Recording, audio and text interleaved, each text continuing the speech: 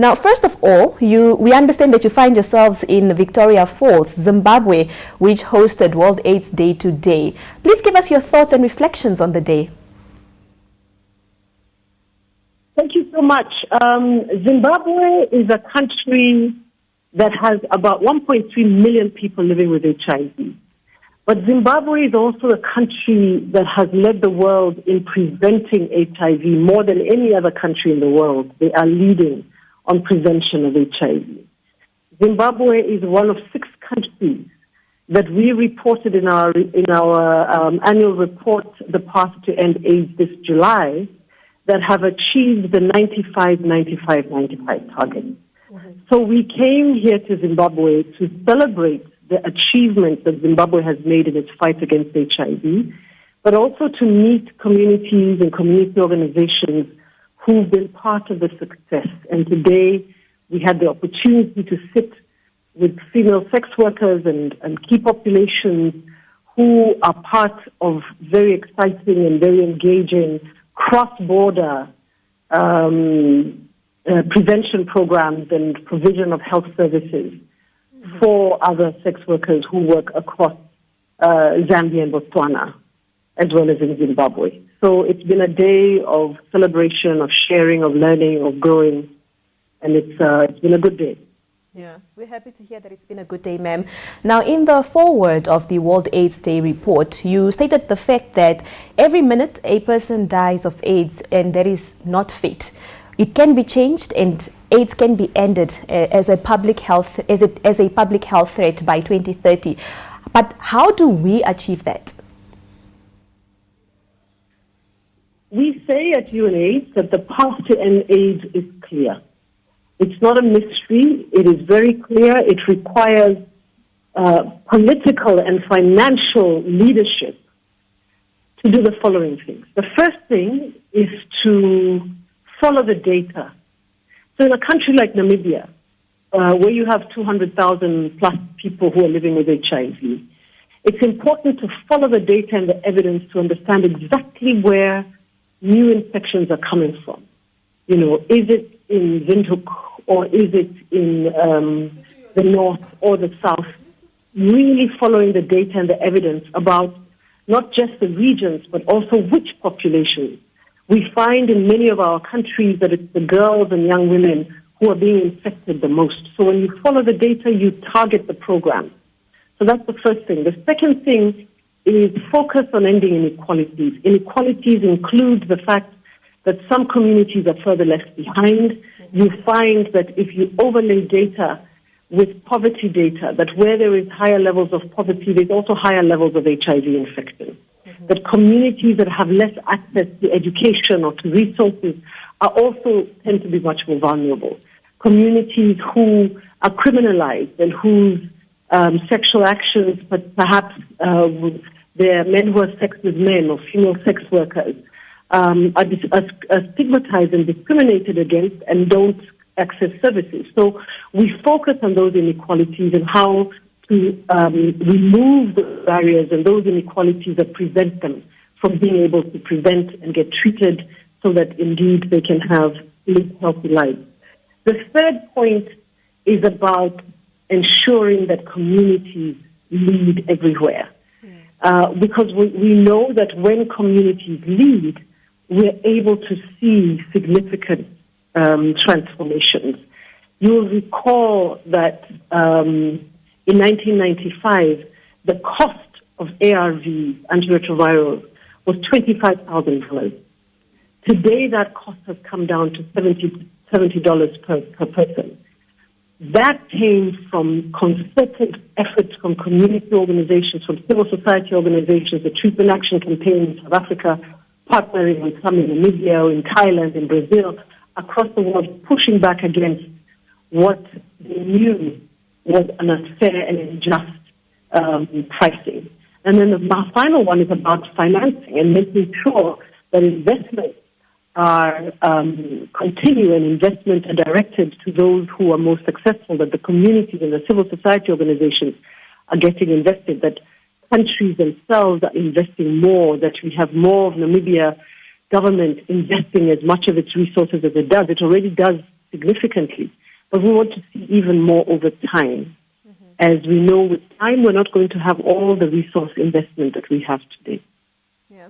So that's the path to end AIDS. If we follow that path, and the countries that have followed that path have been able to show these results. And this year we were able to see how United Republic of Tanzania, Rwanda, Botswana, Eswatini, Zimbabwe, these are countries that were able to show and achieve the 95-95 target. Namibia is not that far behind. And if you follow that same path, you will achieve those targets in no time. All right. Now, hearing you explain that the path to ending this epidemic is through community involvement, which is also the theme for this year's latest World AIDS report, which is Let Communities Lead. Now, I want to understand, what examples do you have then of community organizations that are doing work in the battle against AIDS worldwide? So, as an example, if we think about Namibia itself, Namibia has a wonderful example of young people who use e-bikes to ensure that health services, whether it's ARVs or sexual and reproductive health products, are able to reach young people who are in schools. That's just one example. Today we visited community organization, a health center, where female sex workers themselves are involved in peer navigation, where they go to different communities across the border or on their end, and they're able to track and provide actual services and direct people who are vulnerable, other sex workers who may be vulnerable, to get health services. To show what it is that they need. We know many programs of mother-to-mother programs where mothers who themselves are living with HIV but have been able to successfully prevent the transmission of HIV to their children work, whether it's from Namibia to Zambia to Mozambique. We have these incredible programs of mother-to-mother in different countries that have been very, very successful. We also have community organizations who've been involved in the activism against the criminalization of people living with HIV or people at risk of HIV, from Botswana to Angola, Mauritius, across the world, who have been very successful in pushing back against laws that prevent them from accessing the health services that they require.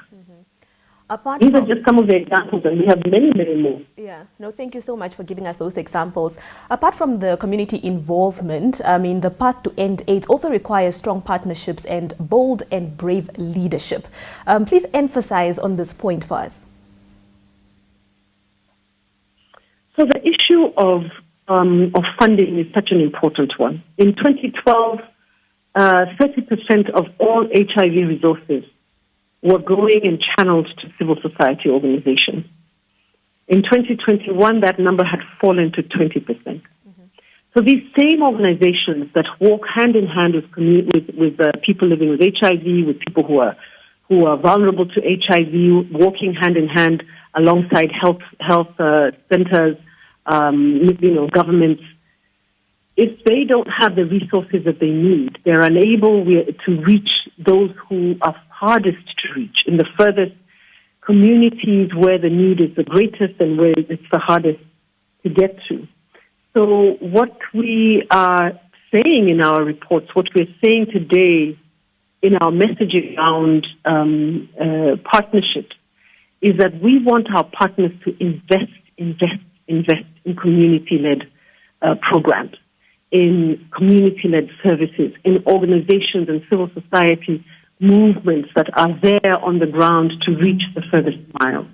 We also want our governments to invest more of their own resources to be able to reach those who need to be reached.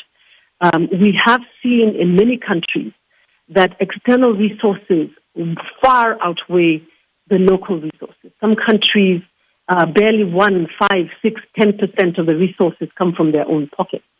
And so what we want to see is a growth in the domestic resources from the private sector. We want to see greater efficiencies in the utilization of resources.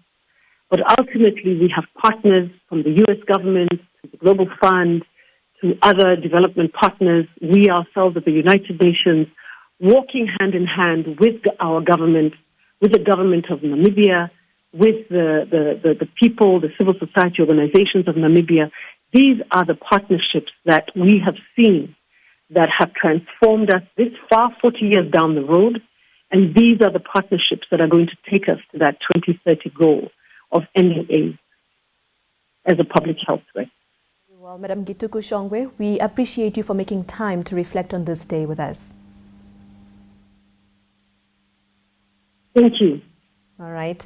Well, that was Anne Githuku-Shongwe, who is the director for UNAIDS, specifically for the Eastern and Southern Africa. And she was talking to us, or rather reflecting on the commemoration of World AIDS Day, which is celebrated every year on the 1st of December. Well, that then concludes our